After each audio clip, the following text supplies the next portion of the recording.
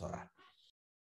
Nuestro Padre Celestial, bondadoso Señor, en el nombre de Cristo, nuestro amado y amante Salvador, en sus méritos perfectos, completos y justos, Señor, nosotros nos acercamos delante de tu trono de gracia para alcanzar oportuno socorro, misericordia y solicitarte el cumplimiento de tu preciosa promesa de enviar tu Espíritu Santo para dirigir nuestras mentes y corazones al conocimiento de toda verdad que es en Cristo, Señor.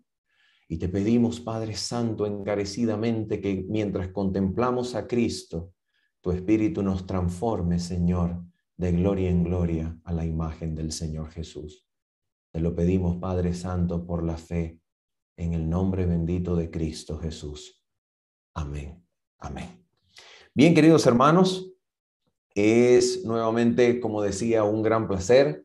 Reciban todos un abrazo, un saludo desde Mérida, Venezuela. Y bueno, vamos entonces a comenzar nuestro tema con una pregunta muy interesante. El día de ayer nosotros conversamos y analizamos la importancia del mensaje del tercer ángel en relación con el derramamiento del Espíritu Santo o la lluvia tardía que como pueblo anhelamos y aguardamos. Conversábamos acerca del derramamiento del Espíritu Santo como estando representado por la función del triple mensaje angélico en Apocalipsis 14 para ser predicado a toda nación, lengua y tribu. Decíamos entonces que es imposible separar el derramamiento del Espíritu Santo del mensaje del tercer ángel. Y decíamos como conclusión que el mensaje del tercer ángel es exactamente el mismo mensaje de Cristo a la Odisea, el mensaje del testigo fiel. A ver, me dice mi hermano Ítalo, un rebote en el audio. ¿Ustedes están escuchando mi audio con eco? ¿Sí? ¿No? No. Solamente mi hermano Ítalo. Nosotros lo escuchamos muy bien, pastor. Sí, nosotros okay. lo escuchamos bien. Acá se escucha bien. Sí, acá Okay. bien. Bueno, continuamos. Cero. Bien, continuamos. Entonces decíamos que el mensaje del tercer ángel, imposible de separar del derramamiento del Espíritu Santo, es el mismo mensaje del testigo fiel a la Odisea. Y decíamos que la solemnidad de este mensaje estriba precisamente en el hecho de que es el último mensaje que ha de ser impartido al mundo. Es el último mensaje de advertencia a los moradores de la tierra. Bien. Y el día de ayer entonces culminábamos con una pregunta que hoy retomamos para iniciar nuestro tema. Y la pregunta es, bien, después de haber comprendido todo esto en relación con el mensaje del tercer ángel, por amor al Señor necesitamos conocer el contenido del mensaje en sí. ¿De qué trata el mensaje? Si este mensaje es tan sublime, es tan solemne, es tan importante y va absolutamente enlazado con el derramamiento del Espíritu Santo, tanto que el fuerte pregón que produce el derramamiento del Espíritu no es otra cosa que el mensaje del tercer ángel predicado con poder renovado para alumbrar la tierra con la gloria de Dios. La pregunta entonces es, ¿y de qué trata el mensaje? ¿Cuál es el mensaje? Y por esa razón queremos recordar la cita que leíamos el día de ayer del 1 de abril de 1890. ¿Recuerdan ustedes la cita donde la hermana Elena de White en la Review and Herald del 1 de abril de 1890, ella dice, varios me han escrito preguntando si el mensaje, ¿qué cosa? De la justificación por la fe tiene algo que ver con el mensaje del tercer ángel. Y he contestado, es el mensaje del tercer ángel en verdad. Así que ella fue totalmente clara y contundente. La justificación por la fe no es, atención con esto, la justificación por la fe no es un desarrollo teológico posterior en el desarrollo histórico de la Iglesia Adventista del Séptimo Día.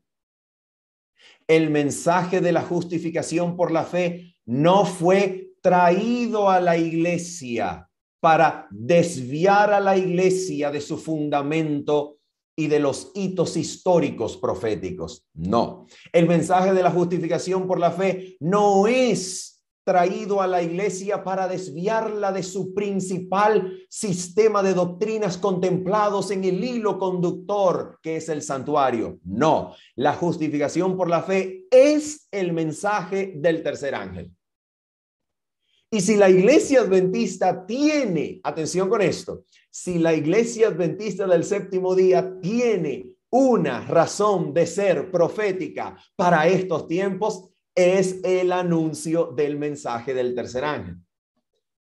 Entonces, si la Iglesia Adventista tiene su razón profética en el anuncio, en la pregonación, en la predicación del mensaje del tercer ángel, y el mensaje del tercer ángel es el mensaje de la justificación por la fe, entonces nosotros necesitamos comprender aquello en lo cual consiste la justificación por la fe, para que nosotros podamos entender el mensaje y estar listos para creerlo, para vivirlo, para abrazarlo y para predicarlo por precepto y ejemplo a cualquier persona, a cualquier nación, a cualquier tribu y a cualquier lengua. Bien, entonces, ¿qué es la justificación por la fe? Pregunta de preguntas. ¿Qué es la justificación por la fe? Muy bien, permítanme darles una ilustración para que nosotros comencemos a indagar en este tema. Supongamos que el Señor Jesucristo se encuentra juntamente con los discípulos y sus discípulos se acercan a Cristo y le dicen al Señor Jesús lo siguiente: Maestro, enséñanos a orar, como también Juan enseñó a sus discípulos. ¿Recuerdan ustedes esa ocasión bíblica? Claro que sí. Así que los discípulos le piden al Señor que les enseñe a orar. Y Jesucristo se dedica a enseñarles acerca de la oración. Jesucristo les enseña cómo orar. Por si esto fuera poco, Jesucristo les enseña sobre la importancia de la oración. Jesucristo además les enseña acerca de la necesidad de practicar este evento de la oración en privado para que vuestro Padre que ve en lo secreto os recompense en público. Y así muchas otras cosas importantes acerca de la oración. Imaginémonos por un momento que uno de los discípulos levanta la mano. Uno de los discípulos levanta la mano y le dice: Señor Jesús, tengo una pregunta. Y el Señor Jesús le dice: adelante, haga la pregunta. Y el discípulo pregunta lo siguiente: Señor Jesús, maestro, ¿qué cosa será más efectiva? ¿Una oración que tenga 10 minutos de duración o 10 oraciones que tengan 1 minuto de duración? A ver, ¿ustedes se imaginan qué es lo que el Señor Jesús diría ante semejante pregunta? A ver, ¿qué cosa es más efectivo? ¿Una oración que dure 10 minutos o 10 oraciones de 1 solo minuto? ¿Qué cosa será más efectiva? A ver, permítanme decirles con todo respeto lo que yo pienso que el Señor Jesucristo diría ante semejante pregunta. Yo creo que ante una pregunta como esta, el Señor Jesucristo diría que ese punto no es el tema de la oración. Esa pregunta no es bíblica. Esa pregunta no está para responder con la Biblia. ¿Por qué? ¿Saben por qué, queridos hermanos? porque esta pregunta es de naturaleza filosófica. La pregunta es filosófica. La pregunta no es bíblica.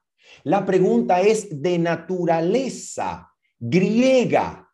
Es de paradigma interpretativo griego. Es una pregunta, atención con esto, es una pregunta cuya respuesta no busca edificar, ni crecer, ni acercar el hombre a Dios. Es una pregunta que intenta inmiscuir la mente en un continuo debate sin cesar, en donde la mente por medio del debate se vuelve hábil para pesar o sopesar argumentos, pero sin llegar a una practicidad, a una funcionalidad, a un crecimiento integral del ser humano.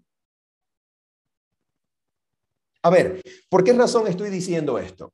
Permítanme decirles por qué.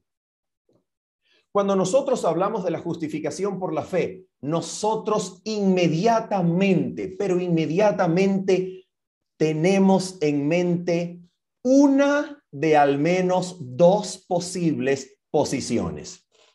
Inmediatamente, cuando se nombra la frase justificación por la fe, inmediatamente viene a la cabeza una de por lo menos dos posiciones o las dos posibles posiciones. ¿Cuáles son? A ver, justificación por la fe nos hace pensar inmediatamente en el debate entre protestantismo y catolicismo, debate que consiste en lo siguiente: ¿es la justificación por la fe o es el evento que ocurre durante la justificación por la fe un evento forense, legal, externo, extrínseco al creyente, en el cual el creyente es pronunciado, declarado por medio de la sola pronunciación de la palabra, sin referencia a su ser? Es declarado, considerado, tenido delante de los ojos de Dios como justo, o es el creyente transformado, hecho, convertido, naturalmente hecho justo. ¿Cuál de las dos es correcta? ¿Se dan cuenta? Inmediatamente viene la pregunta sobre la justificación por la fe. Nosotros nos situamos en el debate. ¿Y cuál es el debate? Cuando el creyente es justificado, ¿es declarado y así considerado legalmente justo delante de Dios? ¿O el creyente es reconocido justo por alguna justicia interna que lo ha transformado y Dios lo reconoce justo, de manera que la justificación lo transforma en un justo, lo hace un justo? Y ese es el debate. Así que cuando nosotros hablamos de justificación por la fe, lo primero que viene a la cabeza es el debate entre estas dos posiciones. Y permítanme decirles algo sumamente importante acerca de este debate. Si usted toma la Biblia y usted la abre y estudia la palabra de Dios con el propósito de resolver y entender la justificación por la fe en el contexto de este debate, permítanme decirles que la Biblia no trata el tema de esa forma.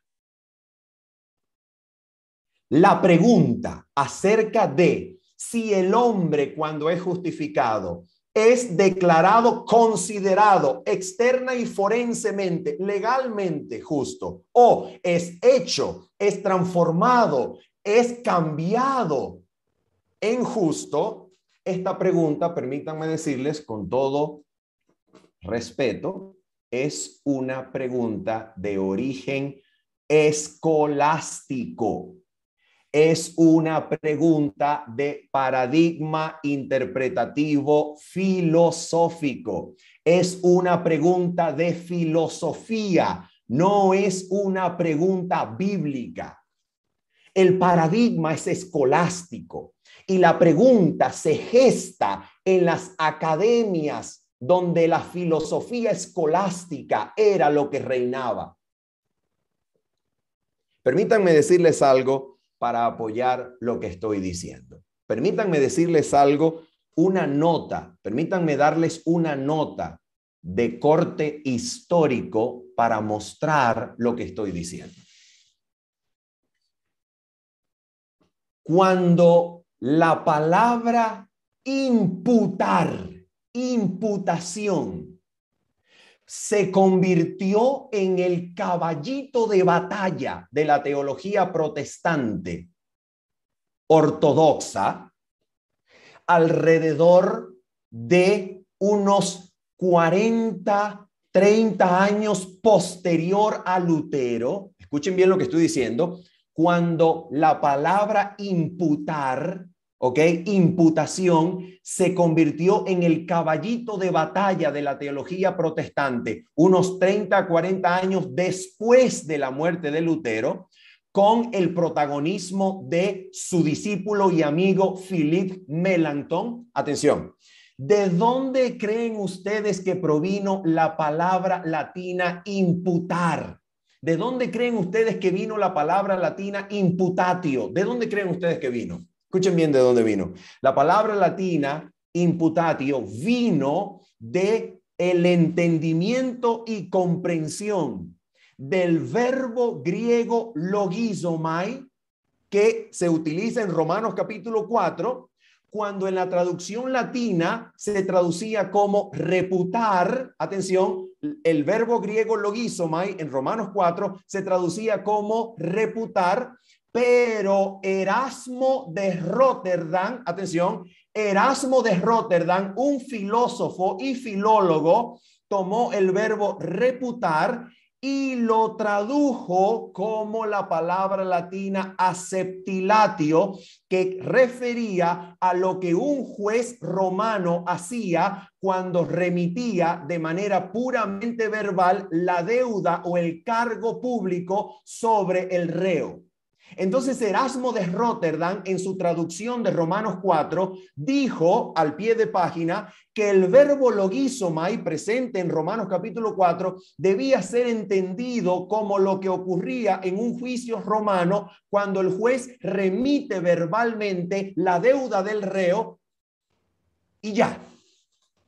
Eso es todo. Cuando el juez remite verbalmente la deuda del reo, eso es acceptilatio. Y así debe entenderse la palabra imputatio, que se utiliza allí en Romanos capítulo 4 para traducir el verbo griego logizomai. Les hago una pregunta. ¿De dónde le vino a la teología protestante el caballito de batalla de la palabra imputar? ¿De dónde le provino? Le provino del lenguaje filosófico y del lenguaje de una corte de derecho romano.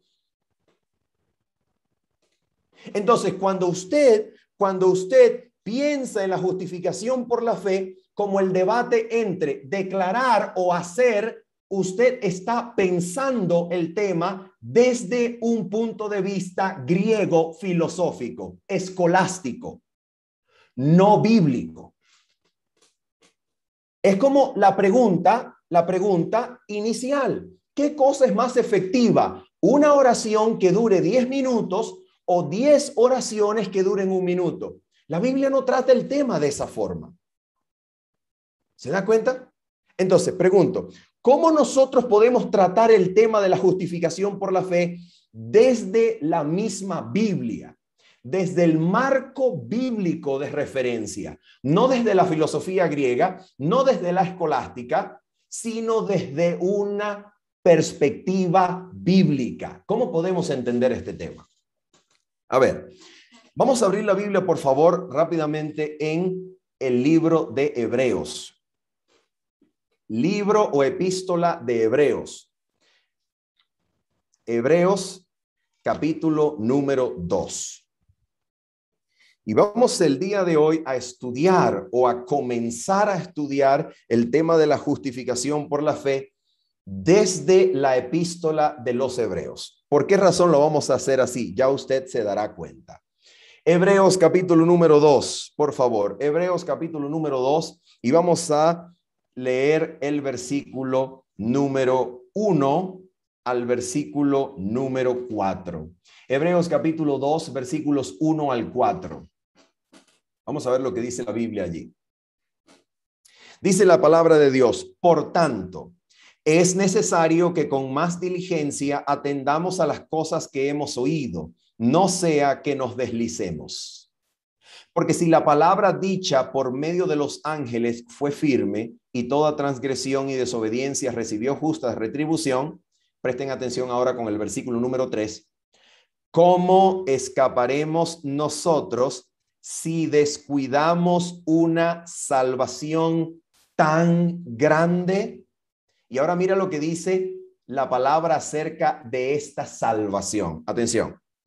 La cual, habiendo sido anunciada primeramente por el Señor, nos fue confirmada por los que la oyeron. ¿Qué está diciendo la Biblia? La Biblia dice que Jesucristo anunció esta gran salvación y los que oyeron a Cristo la confirmaron. ¿Y qué ocurrió después? Versículo 4. Testificando Dios juntamente con ellos. Oh, mira esto. Jesucristo la anuncia, los que la oyeron la secundan y luego Dios se les une testificando juntamente con ellos. ¿Por medio de qué? Con señales y prodigios y diversos milagros y repartimientos del Espíritu Santo según su voluntad. Así que cuando el Espíritu Santo desciende, el Espíritu Santo desciende con una de sus funciones principales: acompañar y testificar juntamente con los apóstoles acerca de esta gran salvación. ¿Ok? Bien. El libro de Hebreos o la epístola a los Hebreos tiene una particularidad que no tiene casi ningún otro libro de la Biblia. ¿Cuál es esta particularidad? Que la carta a los Hebreos contiene una declaración de la estructura de su argumento. En otras palabras, explícitamente la carta a los Hebreos le dice a usted y a mí cuál es el orden de la argumentación y el punto principal de la argumentación. Eso usted no lo encuentra en casi ningún otro libro de la Biblia. ¿Ok? Vamos a ver dónde está ese lugar. Ese lugar donde la epístola a los Hebreos declara explícitamente el orden y el propósito de su argumento, y el punto principal de su argumento comienza en el capítulo número 6. Vamos a ver de qué trata esta salvación que ahora el Espíritu por medio del apóstol quiere confirmar y quiere anunciar y quiere acompañar con el Espíritu Santo en toda sabiduría. Hebreos capítulo número 6. Hebreos capítulo número 6. Vamos a leer desde el versículo número 1 hasta el versículo número 3. Hebreos capítulo 6, versículos 1 al 3. Mira bien lo que dice. Atención. Dice así: por tanto, dejando ya los rudimentos. A ver, estoy leyendo la Reina Valera del 60. ¿Cómo puede traducirse la palabra griega que se traduce al español en la Reina Valera del 60 como rudimentos? Puede ser traducida como elementos básicos o esenciales. ¿Ok? En pocas palabras, lo que el apóstol está diciendo es: señoras y señores, vamos ahora a movernos de lo que es lo básico, vamos a movernos del ABC y vamos a meternos a temas complejos y profundos. Mira lo que dice, por ejemplo, vamos a leer: por tanto, dejando ya los rudimentos de la doctrina de Cristo, vamos adelante. ¿A dónde? ¿A dónde quiere llevarnos el libro de Hebreos? ¿A dónde quiere llevarnos? ¿A dónde quiere? Vamos adelante a la perfección. En otras palabras, el libro de Hebreos es absolutamente claro. El apóstol quiere ahondar en el tema de la perfección, dejando de lado ya los elementos básicos de la doctrina de Cristo que se supone que los lectores conocían y manejaban. ¿Ok? Y ahora mira lo que dice: vamos adelante a la perfección, No echando otra vez el fundamento, mira, fundamento es algo esencial, algo primordial, no echando otra vez el fundamento del arrepentimiento de obras muertas. En otras palabras, el arrepentimiento del pecado y de obras muertas es algo elemental, es algo básico. Seguimos leyendo. De la fe en Dios, en otras palabras, la fe en Dios es algo básico. Seguimos adelante. De la doctrina de bautismos, esto es algo básico. Seguimos adelante. De la imposición de manos, es algo básico. Seguimos adelante. De la resurrección de los muertos, algo básico. Y atención, y del juicio eterno. ¡Wow! Algo básico para los creyentes a los cuales el apóstol Pablo se dirige. Y ahora mira lo que él dice en el versículo número 3. Y esto haremos. Pregunto, ¿qué quiere decir el apóstol cuando dice y esto haremos? ¿A qué se refiere con y esto haremos? Se refiere a la frase del versículo número 1 que dice, vamos adelante a la perfección. El apóstol Pablo dice, y esto haremos si Dios en verdad lo permite. ¿Ok? Les hago una pregunta. ¿Creen ustedes que tenemos en Hebreos capítulo 6, versículos 1 al 3, una declaración del propósito y estructura de la argumentación que el apóstol Pablo va a seguir de ahora en adelante, sí o no? Absolutamente. Tenemos una declaración de propósito.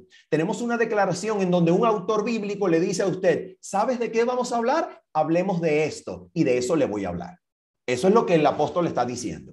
Ok, seguimos entonces adelante. Si usted continúa leyendo el capítulo número 6, se da cuenta que el apóstol hace una digresión. Y entonces el apóstol se dedica a hablar de por qué razón él cree que estos elementos ya debían ser manejados por los creyentes y por qué razón es necesario que se avance y se avance.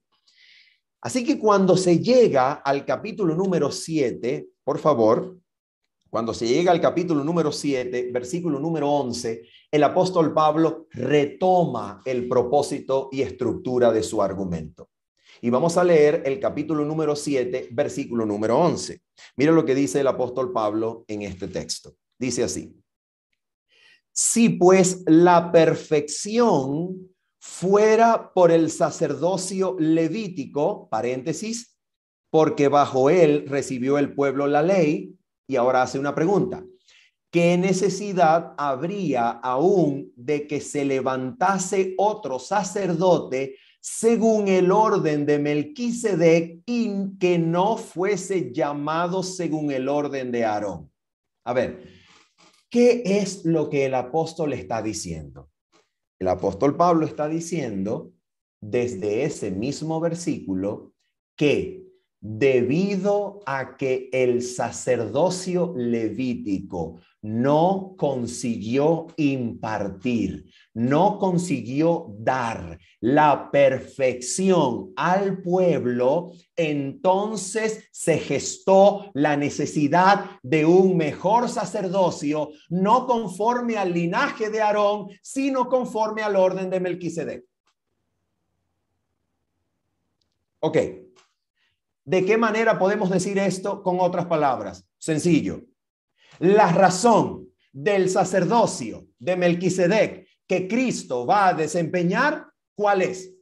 La razón es que el sacerdocio pasado no pudo dar perfección, pues el sacerdocio de Cristo conseguirá darla. Eso es lo que dice el texto. ¿Ok? Sigamos adelante. Versículo número 19. Versículo número 19. Paréntesis. Pues nada perfeccionó la ley. Oh. ¿Se dan cuenta? No solamente era el sacerdocio que no pudo perfeccionar. No solamente era el sacerdocio que no pudo entregar y dar o impartir la perfección, sino que la ley tampoco pudo dar la perfección. Les hago una pregunta. Cuando la ley se introdujo y le fue dada al pueblo de Dios en el monte Sinaí, la dádiva de la ley, la entrega de la ley, la revelación de la ley, ¿detuvo el problema del pecado? No lo detuvo. Más bien, el problema del pecado se hizo peor, porque el pecado que ya existía, ahora por la ley se mostró terriblemente pecaminoso. ¿Dónde encontramos eso en la Biblia? Lo encontramos en Romanos capítulo 5, versículos 13 al 14, en Romanos capítulo 7, versículo 13. El pecado por medio de la ley llegó a ser excesivamente pecaminoso. ¿Se dan cuenta? Entonces, la ley nada perfeccionó. De la misma manera que el sacerdocio levítico no pudo dar perfección, tampoco la llegada de la ley pudo dar perfección. Y entonces, si ni siquiera el sacerdocio levítico ni tampoco la ley pudieron dar perfección al pueblo, entonces, ¿para qué viene Cristo? Oh, versículo número 22. Por tanto, Jesús es hecho fiador de un mejor ¿qué? De un mejor pacto. Una preguntita. Si usted lee eso en su correcto contexto, ¿será que el versículo 22 ya anuncia que la particularidad de Jesucristo como fiador de un mejor pacto es que este Jesús sí logrará dar la perfección a su pueblo? Oh, sí. Oh, sí. Eso es lo que el texto se está diciendo. Eso es lo que el texto está apuntando y a ese punto el texto va. Y entonces vamos a ver qué es lo que ahora nos dice el libro de Hebreos en el capítulo número 8. Noten esto. Cuando llegamos al capítulo número 8 de Hebreos, encontramos algo maravilloso. Porque si el capítulo 6 nos daba una declaración de propósito de la argumentación, si el capítulo 6 nos daba una estructura del argumento, el capítulo número 8 nos va a decir cuál es el punto principal del argumento. Y leemos el capítulo 8, versículos 1 en adelante. Ahora bien, el punto principal de lo que venimos diciendo, mira, eso no sucede en casi ningún libro de la Biblia. En ningún libro de la Biblia. Les hago una pregunta. ¿Cuántos de ustedes recuerdan la torturadora realidad suya y mía cuando estudiábamos lengua castellana y la profesora o el profesor nos decía, lean este párrafo y extraigan la idea principal? Uy, qué difícil, ay, ay, ay. Uy, uy, uy, qué cosa tan difícil. Yo recuerdo que me levantaba y le decía a la profesora, profe, esta es la idea principal, y la profesora me decía, no, esa no es. Y yo decía, ¿y cuál será? Y me volvía al asiento y nuevamente leía el párrafo y decía, ah, la idea principal es esta. Y ahora escribía la idea principal y regresaba al lugar donde estaba sentada mi profesora y le decía, profesora Aura, ¿esta es la idea principal? No, esa no es. Y yo decía, pero ¿y entonces dónde está esa idea principal? Bueno, mira esto. La maravilla de Hebreos es que Hebreos no lo deja a usted pensando y divagando a tientas buscando la idea principal del documento. No, el documento de la epístola a los hebreos le dice a usted explícitamente cuál es el punto principal de lo que venimos diciendo. ¿Y cuál es el punto principal? Mire cuál es el punto principal. El punto principal de lo que venimos diciendo es que tenemos tal sumo sacerdote, el cual se sentó a la diestra del trono de la majestad en los cielos, ministro del santuario y de aquel verdadero tabernáculo que levantó el Señor y no el hombre. A ver, ¿y cuál es la importancia de eso? ¿En dónde radica la importancia de que el punto principal es que tenemos un sumo sacerdote que se sentó a la diestra de la majestad de las alturas y se hizo ministro del verdadero tabernáculo? ¿Cuál es el punto principal? ¿De qué sirve eso? Mira de qué sirve. Versículo número 6. Pero ahora, tanto mejor ministerio es el suyo, cuanto es mediador de qué cosa? De un mejor pacto establecido sobre mejores promesas. Pregunto, ¿cuál es el beneficio de que Cristo, como sacerdote, según el orden de Melquisedec, haya subido al cielo y se haya sentado en el trono de Dios, y allí en el trono se hiciera ministro del verdadero santuario y tabernáculo que levantó el Señor? ¿Cuál es el beneficio? El beneficio es que Cristo se hizo ministro de un mejor pacto. ¿Y por qué razón ese pacto es mejor que el anterior? Ese pacto es mejor que el anterior porque este pacto fue establecido sobre mejores promesas. Y ahora voy a hacer una pregunta. ¿Sabemos nosotros cuáles son esas promesas? Dice el texto cuáles son las promesas mejores sobre las cuales se estableció este mejor pacto del cual Cristo es hecho ministro cuando se sienta en el santuario, en el trono de la majestad de las alturas. Claro que sí. La Biblia nos dice cuáles son esas promesas. Leamos juntos. Leamos juntos. Versículo número 8 en adelante. Hebreos capítulo 8, versículo 8 en adelante. ¿Cuáles son esas mejores promesas? Leamos juntos, por favor. Versículo 8. Porque reprendiéndolos dice, he aquí vienen días, dice el Señor, en que estableceré con la casa de Israel y la casa de Judá un nuevo pacto. Pregunto, ¿tienen ustedes en sus Biblias un marcador de página bíblica, así como este, un marcador o una cuerdita así como esta o algo? Ok, dejen su marcador de Biblias en Hebreos capítulo 8 o dejen algún marcador de libros o alguna página. No vayan a doblar la página porque después la Biblia se le vuelve gruesa y así desordenada, no se ve bonita. Sencillamente pónganle un marcador de libro y acompáñenme a ver de dónde está sacando Pablo esta cita en el Antiguo Testamento. Dejen un dedo allí en Hebreos 8 y acompáñenme a Jeremías capítulo 31. Jeremías capítulo 31. ¿Ok? Y vamos a leer, por favor, el versículo número 31. Jeremías capítulo 31, versículo 31. Vamos a ver si las palabras son exactamente las mismas que el apóstol Pablo está citando. Leamos. Versículo 31 del capítulo 31 de Jeremías. He aquí vienen días, dice Jehová, en los cuales haré nuevo pacto con la casa de Israel y con la casa de Judá. Pregunto, ¿es exactamente lo mismo que aparece en Hebreos?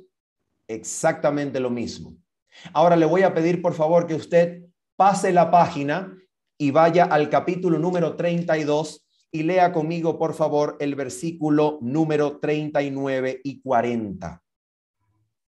Versículo número 39 y 40. Y ahora, por favor, compruebe con sus propios ojos cuál es el nombre que recibe el nuevo pacto, no en Jeremías 31, sino en Jeremías 32, el siguiente capítulo. Mire, por favor, cómo le llama al nuevo pacto el siguiente capítulo. Dice así, versículo 39 y 40. Y les daré un corazón y un camino para que me teman perpetuamente, para que tengan bien ellos y sus hijos después de ellos. Versículo 40. Y haré con ellos pacto, ¿cómo le llama? ¿Pacto qué? Eterno. Y haré con ellos pacto eterno, que no volveré atrás de hacerles bien, y pondré mi temor en el corazón de ellos para que no se aparten de mí. Pregunto, ¿cómo se le llama al nuevo pacto en Jeremías capítulo 32? En comparación con Jeremías capítulo 31, donde aparece la frase nuevo pacto por primera vez. ¿Cómo se le llama al nuevo pacto? Se le llama pacto eterno. Ahora noten, por favor, abran sus Biblias de nuevo en Hebreos capítulo 8. Noten, por favor, en Hebreos capítulo número 8. ¿Cómo se le llama al nuevo pacto en Hebreos capítulo 8? Se le llama nuevo pacto, se le llama mejor pacto, ¿cierto? Mejor pacto, nuevo pacto. Ahora, por favor, miren ustedes cómo se le llama al mismo pacto en cuestión en Hebreos capítulo número 13, versículos 20 y 21.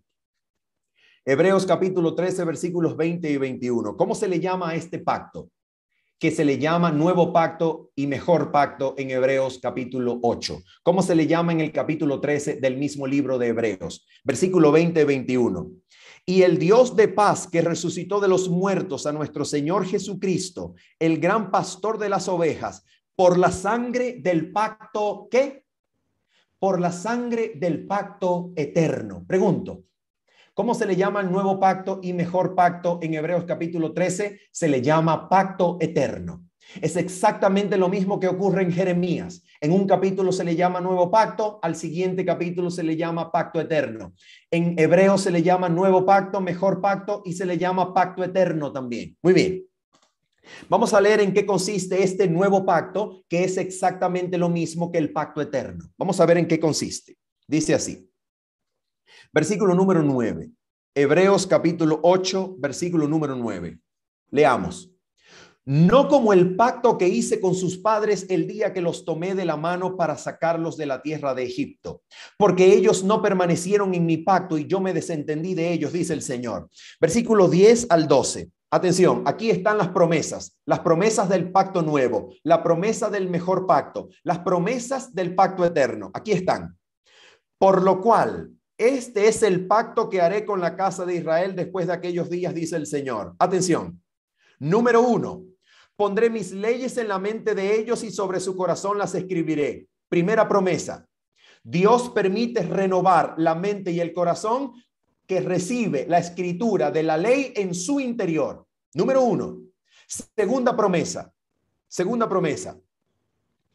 Y seré a ellos por Dios, y ellos me serán a mí por pueblo. Y ninguno enseñará a su prójimo, ni ninguno a su hermano, diciendo, conoce al Señor, porque todos me conocerán, desde el menor hasta el mayor de ellos. Segunda promesa. Acceso directo, genuino, real al trono mismo del Padre. Acceso a Dios. Tercera promesa del pacto eterno o del pacto nuevo. Versículo 12. Porque seré propicio a sus injusticias y nunca más me acordaré de sus pecados y de sus iniquidades. Tercera promesa, perdón total y completo de los pecados. Primera promesa, renovación de la mente y el corazón, escribiendo la ley de Dios en su interior. Segunda promesa, acceso directo, genuino y real al Padre Celestial por medio de Cristo. Tercera promesa, perdón total y completo de los pecados. Y ahora viene la pregunta. ¿Y por qué el predicador nos está hablando de esto si está hablando de justificación por la fe? Oh, qué buena pregunta, ¿verdad? Qué buena pregunta. Ahora vamos a la primera vez en toda la Biblia. Primera vez en toda la Biblia donde aparece explícitamente lenguaje de justificación por la fe. Primera vez en toda la Biblia donde aparece explícitamente lenguaje concerniente a la justificación por la fe. ¿Dónde es eso? Génesis capítulo 15, versículo 4 en adelante. Génesis capítulo 15, versículo 4 en adelante. Vamos allá. Primera vez en toda la Biblia que aparece lenguaje concerniente al tema de la justificación por la fe. Génesis capítulo 15, versículos 4 en adelante. A ver, vamos a ver lo que dice la Escritura. Génesis 15, versículo 4 en adelante dice así. Luego vino a él palabra de Jehová. ¿Quién es él? Abraham, ¿cierto? Y luego dice, luego vino a él palabra de Jehová diciendo, no te heredará sino un hijo tuyo será el que te heredará. Y lo llevó fuera y le dijo, mira ahora los cielos y cuenta las estrellas si las puedes contar. Y le dijo, así será tu descendencia. Oh, así que a Abraham se le hace una promesa. ¿Sí o no? Abraham está recibiendo una promesa de parte de Dios. ¿Qué es lo que hace Abraham cuando recibe esa promesa? Versículo número 6. Y creyó a Jehová. Pregunto, cuando el texto dice, y creyó a Jehová, ¿qué fue lo que creyó a Jehová? Creyó la promesa que Jehová le estaba haciendo. ¿Sí o no? Exactamente. Y ahora dice, atención, y creyó a Jehová y le fue contado por justicia. Oh, tenemos aquí la aparición en la escena de la Biblia del lenguaje explícito concerniente a la justificación por la fe. Y creyó a Jehová y le fue contado por justicia. Pregunto, ¿qué cosa significa que le fue contado por justicia? ¿Qué cosa significa en el cielo y en la tierra la frase le fue contado por justicia? ¿Qué cosa significa eso? Hermanos queridos, cuando Romanos 4 se escribe, Pablo dice que cuando Dios dijo de Abraham, le fue contado por justicia, Abraham estaba siendo justificado. ¿Sí o no? Eso lo dice Pablo en Romanos capítulo 4. Ahora viene la pregunta, ¿y qué significa entonces que le fue contado por justicia? Que cuando creyó en su promesa, Dios se lo contó por justicia. ¿Qué quiere decir eso? Escuchen bien lo que voy a decir. Escuchen bien lo que voy a decir. Existe solamente un solo versículo más en todo el Antiguo Testamento en que aparece la frase le fue contado por justicia. No hay 2, ni 3, ni 4, solamente 2 versículos en todo el Antiguo Testamento. El primero de ellos es Génesis capítulo 15, versículo 6. Y el segundo de ellos, porque no hay más, se encuentra en el Salmo 106. El Salmo 106 es el único otro versículo en todo el Antiguo Testamento donde vuelve a aparecer la frase le fue contado por justicia. Les hago una pregunta. ¿Ustedes creen que es absolutamente necesario que nosotros vayamos a ese salmo para saber qué significa la frase le fue contado por justicia? Totalmente. Totalmente, queridos hermanos. Vamos entonces al Salmo número 106 y comencemos a leer en el versículo número 29. Salmo número 106 y comenzamos a leer en el versículo 29. Vamos allá, por favor. Salmo número 106.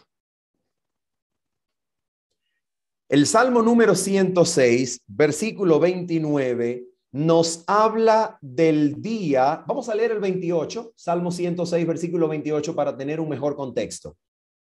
Leamos. Se unieron a sí mismo a Baal Peor.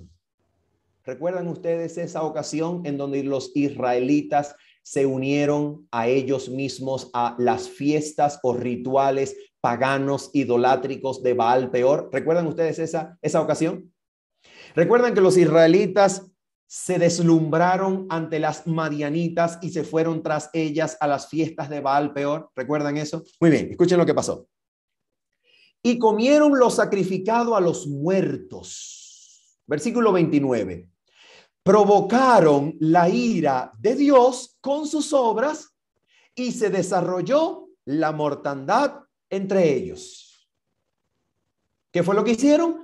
Provocaron la ira de Dios con sus obras y se desarrolló la mortandad entre ellos. ¿Y entonces qué pasó? ¿Qué fue lo que pasó? Oh, miren lo que pasó. Versículo 30.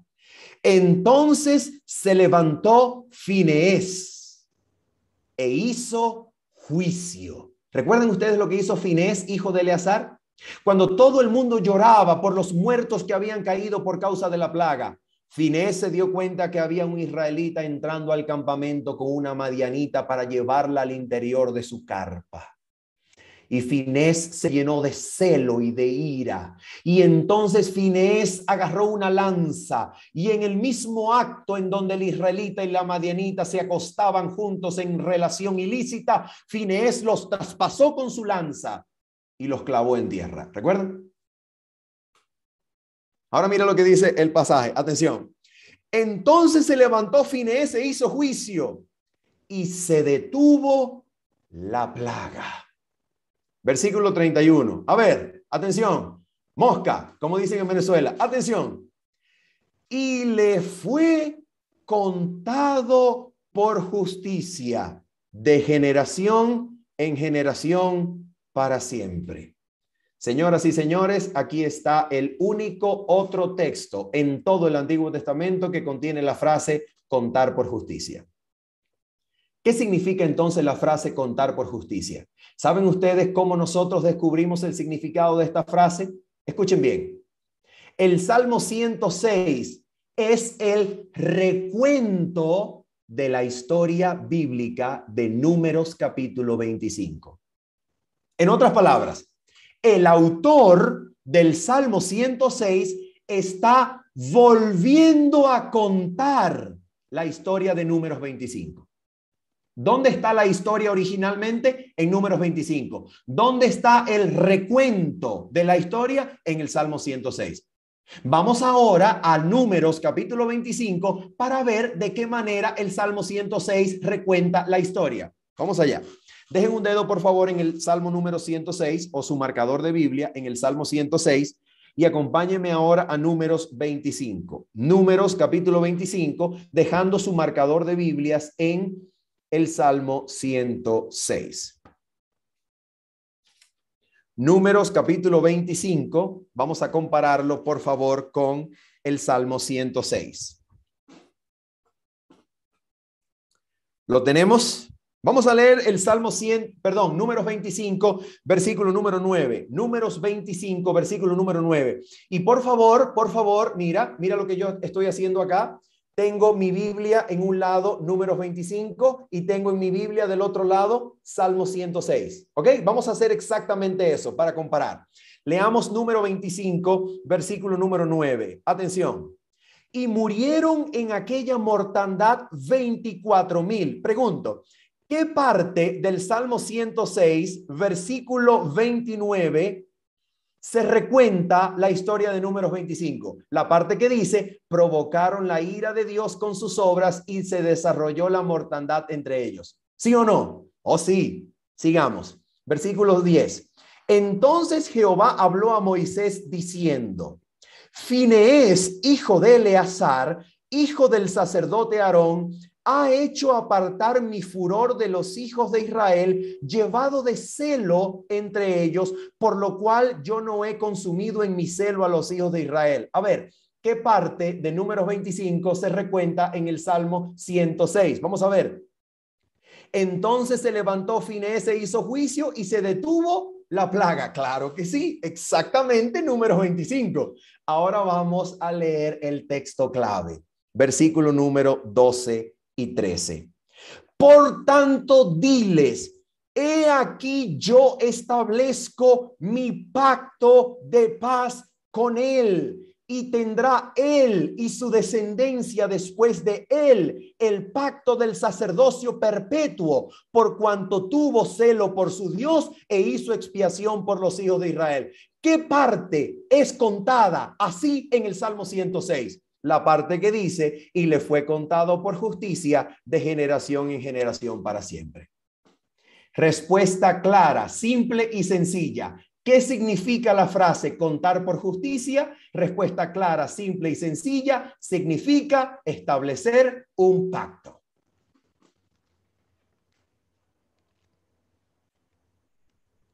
Ahora devuélvase conmigo a Génesis 15.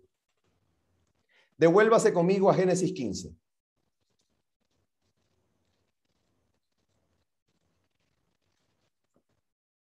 Génesis capítulo número 15. ¿Cómo termina? ¿Cómo termina Génesis capítulo número 15? Recontándonos el episodio de Abraham y su encuentro con Dios. ¿Cómo termina? Génesis capítulo 15, versículo 18. A ver cómo termina la historia.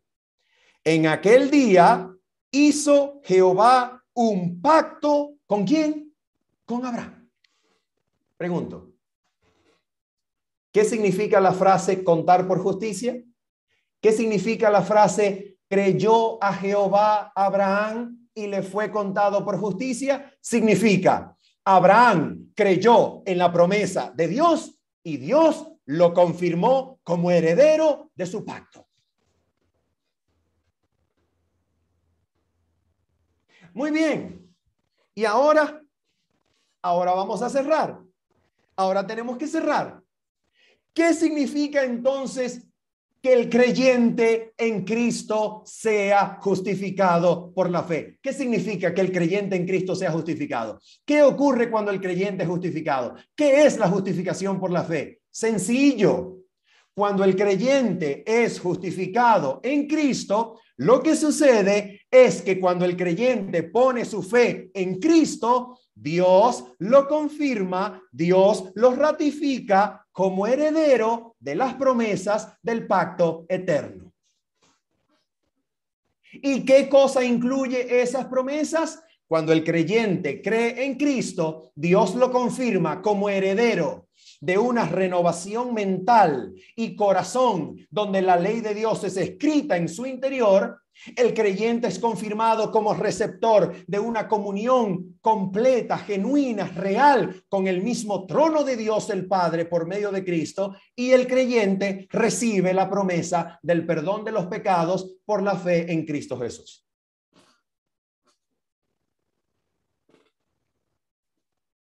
Y entonces levanta la mano por allá un discípulo. Levanta la mano por allá un discípulo que está sentado en la parte de atrás del salón y pregunta: profesor, ¿y cuando el creyente es justificado, es declarado justo o es hecho justo? ¿Qué le respondemos? Le decimos: señor, esa es una pregunta filosófica. Lo que la Biblia dice es que cuando el creyente cree en Cristo, Cristo lo confirma, Cristo Cristo lo confirma, Cristo lo reafirma como heredero de las promesas del pacto eterno, del pacto nuevo. ¿Cuáles son esas promesas? Le perdona los pecados, le da acceso directo a Dios para que tenga todo el poder de Dios y le restaura la mente y corazón escribiendo su ley en su interior. ¿Y qué pasa si yo me siento en una universidad y digo: muy bien, vamos ahora a analizar la justificación por la fe y vamos a hacer una separación analítica entre lo que es justificar y lo que es el resultado de la justificación, que se traduce en un proceso de santificación? ¿Qué ocurre? ¿Qué ocurre? Lo que está ocurriendo es que yo estoy tratando el tema desde un punto de vista griego, filosófico, pero no bíblico. Porque cuando lo trato desde el punto de vista de la Biblia me dice a mí que ser justificado es ser ratificado, es ser confirmado, es ser reafirmado como heredero de las promesas del pacto eterno por medio de la fe en Cristo. ¿Cuáles son esas promesas? Renovación de la mente y corazón, recibiendo la ley en su interior, acceso directo a Dios y a todo su poder por medio de Cristo, y perdón de todos los pecados. Terminamos con Hebreos. Hebreos,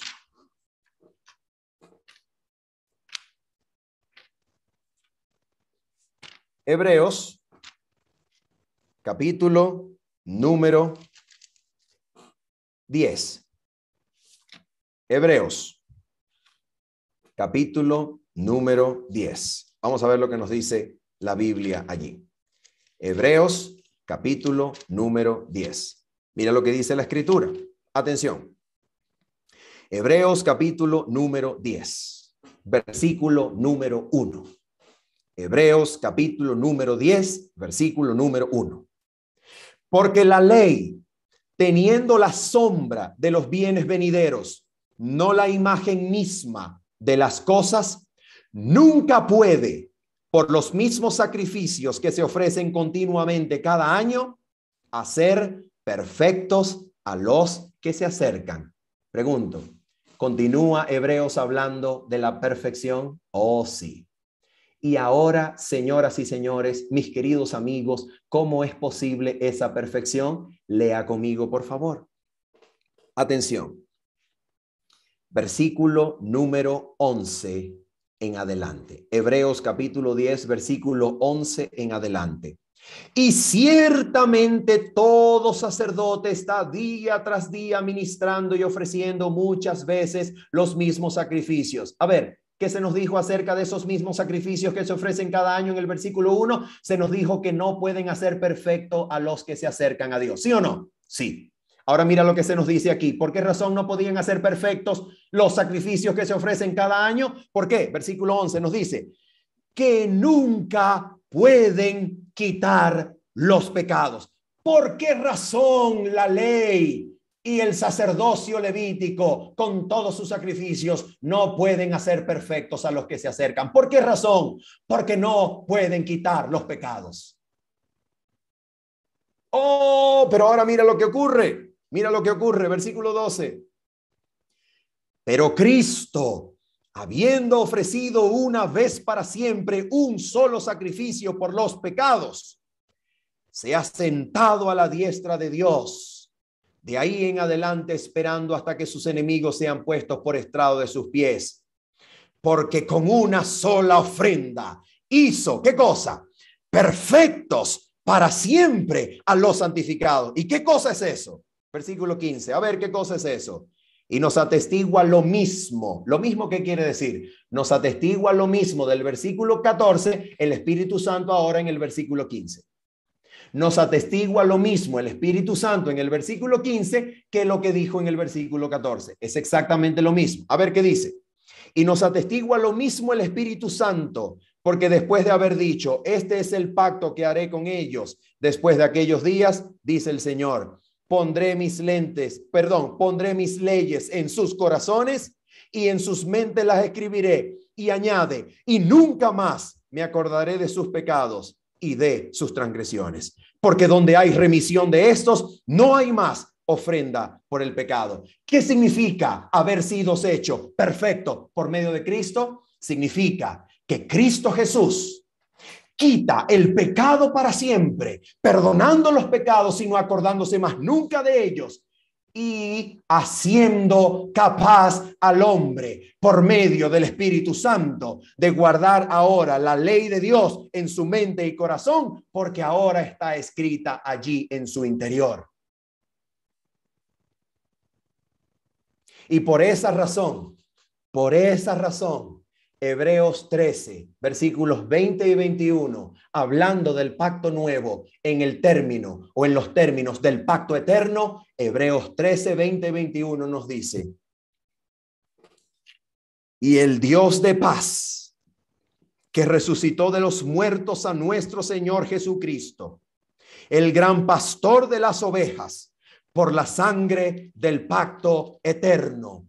Versículo 21, os haga ¿qué cosa, queridos hermanos? ¿Os haga qué? Os haga aptos, os haga capaces, os haga adecuados, os haga aptos en toda buena obra. ¿Para qué? ¿Para qué? Para que hagáis su voluntad. ¿Cómo sucede? Haciendo Él en vosotros lo que es agradable delante de Él, por Jesucristo, al cual sea la gloria por los siglos de los siglos. Amén. Ser hecho perfecto en Cristo es que el creyente que es ratificado, que es confirmado, que es reafirmado como heredero del pacto eterno y de todas sus promesas, ser perfecto es que ese creyente que es reafirmado como heredero del pacto eterno recibe el perdón para que Dios no se acuerde más nunca de sus pecados, recibe comunión con Dios por medio de Cristo, quien se ha sentado a la diestra de Dios, y recibe la regeneración de su mente y corazón para que ahora sea capaz por medio de Cristo de guardar todo lo que es agradable delante de Dios por medio de Cristo que ahora vive en él. Eso es ser justificado. Ser justificado es un paquete completo. Es un paquete que incluye perdón. Es un paquete que incluye comunión genuina y completa con Dios y con todo su poder.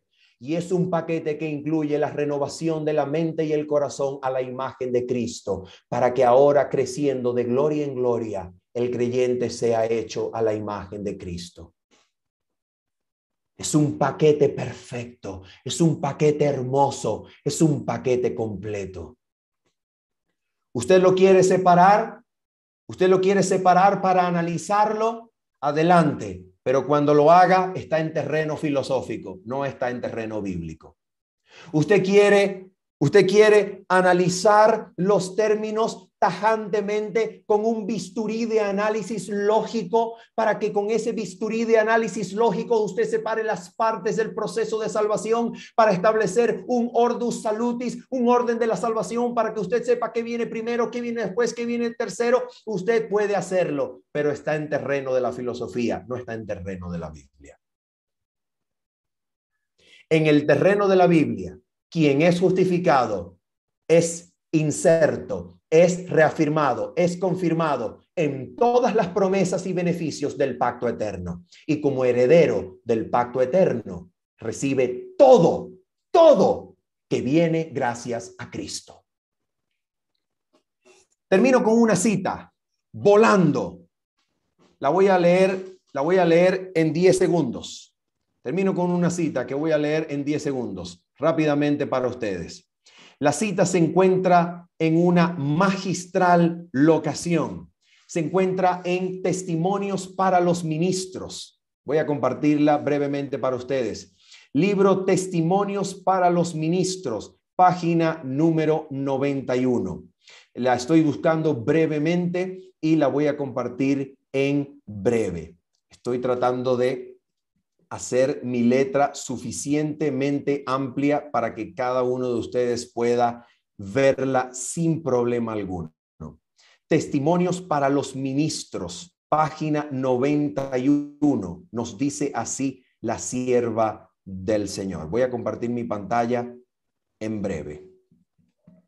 ¿Ok? Regálenme un segundito acá. Ya estamos llegando a la página 91. Muy bien, aquí está.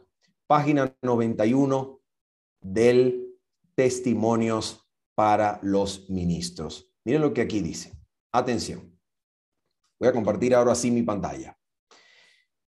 Vamos a leerla brevemente en unos 10 segundos la cita. Leamos. ¿Ustedes pueden ver mi pantalla ahora? Sí, ¿verdad? ¿Pueden ver mi pantalla? Sí, muy bien. Leamos juntos. Dice así. En su gran misericordia, el Señor envió un preciosísimo mensaje a su pueblo por medio de los pastores Waggoner y Jones.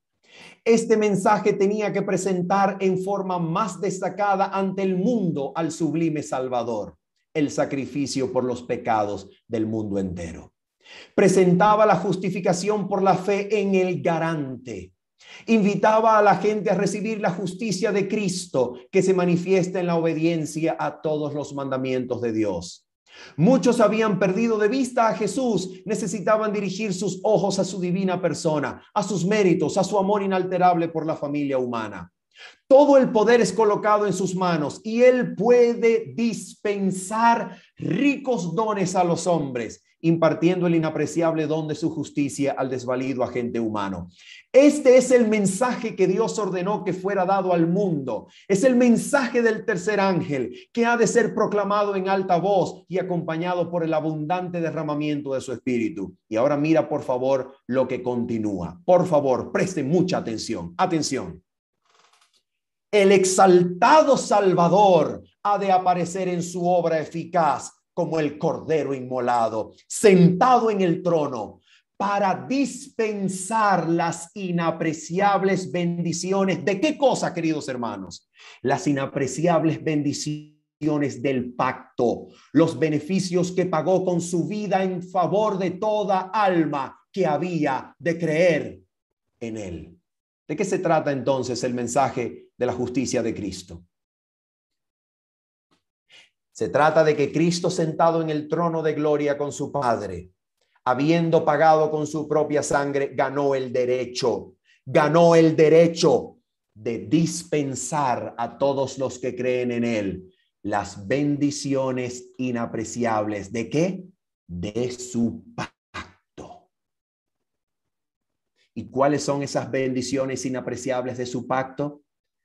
Perdón de los pecados, acceso a Dios y a todo su poder y renovación de la mente y corazón que recibe la ley de Dios para ser habilitado para obedecerla.